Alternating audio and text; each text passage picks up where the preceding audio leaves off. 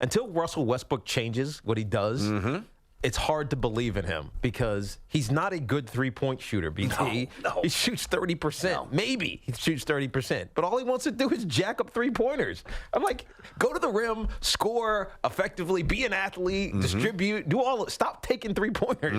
You're shooting 10% in the first round so far. Tiki, I had an epiphany last night. Again, as much as I was watching the Nuggets, and the Nuggets, just very quickly on Denver, because that was a big win for them, obviously, as a 2 seed. They were down. They only had 59 points, but 6 minutes to go in the third quarter. Yeah. They just couldn't get their pace. I mean, the Spurs were really stifling them, and then they outscored them 65-46. Jamal Murray got loose, 21 points fourth quarter. They stabilized the season, their season, the series. They win. Good stuff. But the epiphany pertains to Westbrook. Now, most people want to criticize Russell Westbrook today. And I get it. Yeah. For the reasons Tiki just ran through. Just poor shot selection. You're right. Not acknowledging or recognizing weaknesses and working around that and emphasizing strengths. But while people want to criticize Russ, I have a totally different set of emotions. Go ahead. I feel badly for Russ Westbrook. And by the way, by extension, I feel badly for us. And I'll tell you why. Go ahead. We have been deprived of arguably the league's fiercest competitor. And Beverly, but he doesn't quite have that skill set. But in terms of incredible talent, Patrick Beverly's not a superstar. Russell Westbrook is a superstar and an MVP who averages a triple-double. 100%. For almost his career. Couple years now. Right. But Russell Westbrook is also a player who has averaged a triple-double now for a couple of years, almost for his career, who was allowed to do whatever he wanted by Scotty Brooks and now Billy Donovan. And he's 30 years old. 30. He's not changing. So, we could get on the air and we could lament and waste time and wax poetic, do this, try that. He's not changing.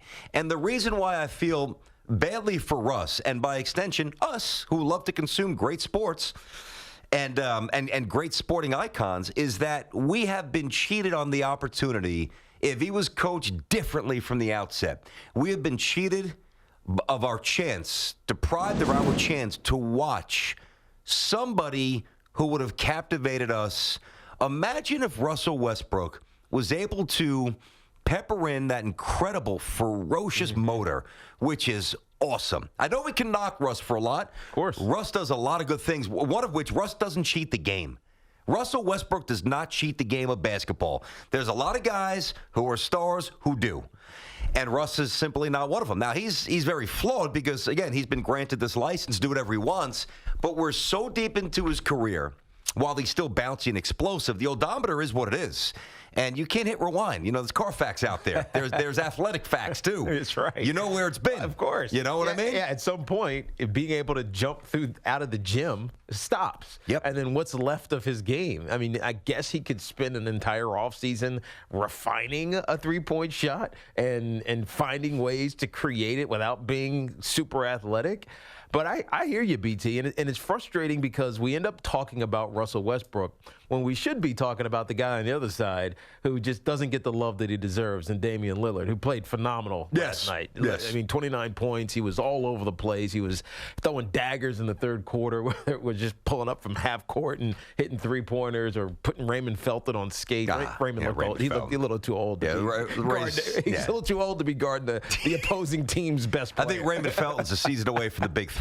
Is really where Raymond Felton's trending at this point. But Damian Lillard took advantage of it, hit that buzzer beater at the end of the third period. But Dame has been amazing. 30 points in game 1, 29 points in game 2, and also just playing ferocious defense, man. And so he's a star that doesn't get star treatment because of how he came into the league and the fact that Portland was bad for a couple of years. The last 2 years, they haven't won a game in the postseason, swept by the Warriors and then swept by the New Orleans Pelicans last season. And so we kind of forget about how good he is until we get a matchup like this, which is obviously Thunder versus Portland Trailblazers, but in some ways it's Russell Westbrook versus Damian Lillard, and their styles are so different. Interesting. I went and looked at their career stats. They're about the same, man. 23.5 points a game, 23 points a game. Their PER, Westbrook's got a little bit higher PER simply because he has 5 or 6 more assists per game and a couple more rebounds per game over the course of their first 5. He's also played with better players. I mean, as good as McCollum problem is, Agree. etc. Agree. He played with Kevin Durant. He's played with Paul George. Agreed, but they're a lot similar. Yeah, they're yeah. 6'3", 200 pounds, 6'3", 195 pounds, and they feel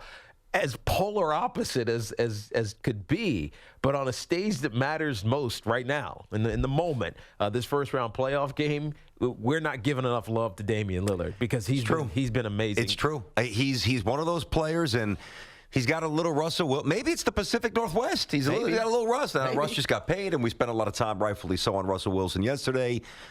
Tiki and I have been advocates of Russ's forever. Yeah, good for him. Pipe dream that they would trade him or that he's not worth the money. He's worth every penny.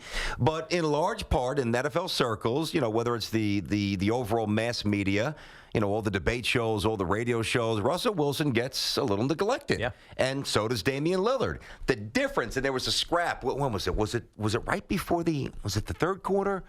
McCollum hit the three in the corner at the buzzer in the second quarter. Yeah. Lillard had one in the third. Yes. I think it was, I want to say it was second quarter, I think, where there was a play right near the fans, where the fans sit along the end line there. And they got wrapped up, and it wasn't overly chippy. They reviewed it for a second, make sure there was nothing above the neck, no flagrants, nothing like that. But and I loved it. And it was, Kevin McHale was lauding it. It was kind of a throwback scene, which we all love in the playoffs here. But you can see when they play against each other, and they've had a lot of not CJ, but obviously Damian Lillard and Westbrook. They've had a lot of flare-ups.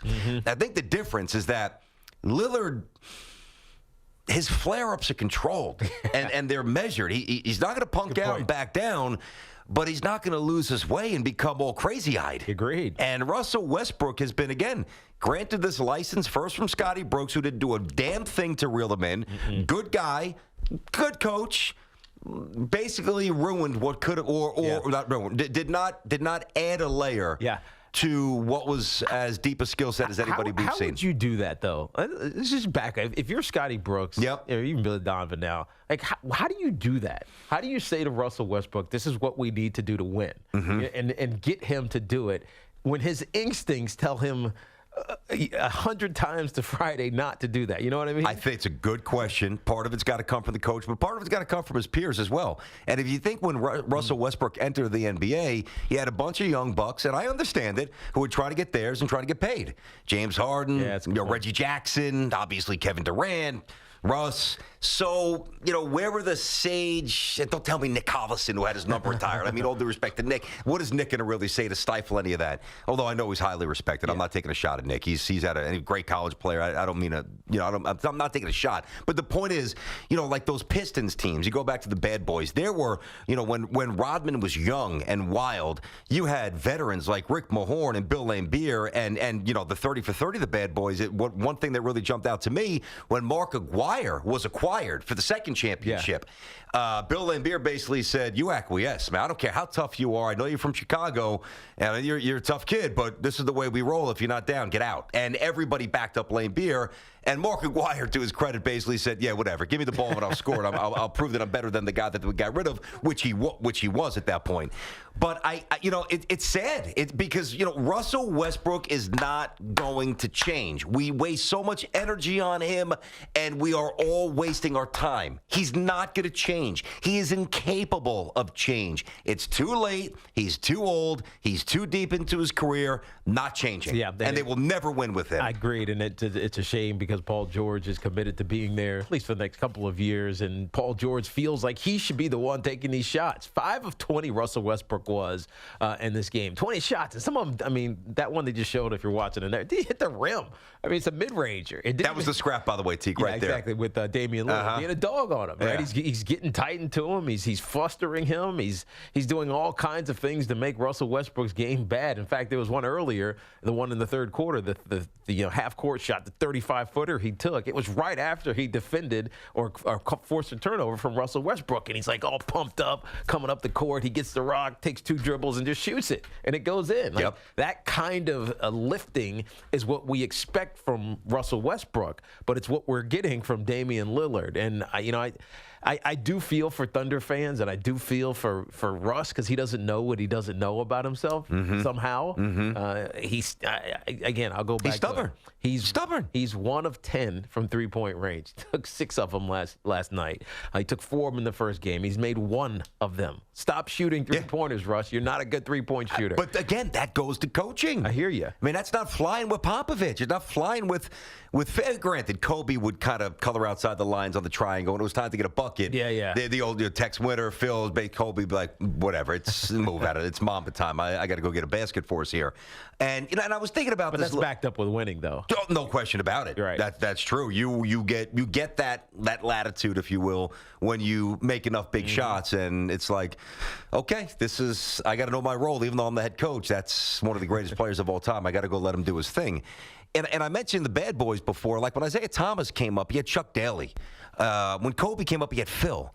And big guys are, the centers are, the Shaqs and the Hakeems, the Ewings, they're different. It's harder to jump. But the guards, because the guards control the tempo and the guards control shot selection. And when you allow somebody to come in and do literally whatever they want offensively, the Oklahoma City's offensive sets are so rudimentary, we could defend them. Now, I couldn't stick with them athletically, but I can tell you what's coming. Yeah. It's a high pick and roll, and it's a jump shot or a dive to the basket. Right. There's nothing elaborate about what they do, and it's easy to defend them. So the Thunder have all sorts of issues. Do I think they win a game or 2 in Oklahoma City? Yeah, of course I do. Because Russ is going to go. He's going to score 30 and 40 or 50 one night. Yeah, but then so might Damian. I mean, Lillard might match him with that 40 spot. Good point. So I guess, the easy thing is to beat up on Westbrook, and I guess that's kind of the end result because he has not changed, and you've got to have self-awareness. But I don't think anybody pointed it out with great clarity and, more importantly, great conviction. You have to change. You have to augment how you play. And he never has. And here we are. He's 30, and right now he's 2 losses away from going home again in the first round.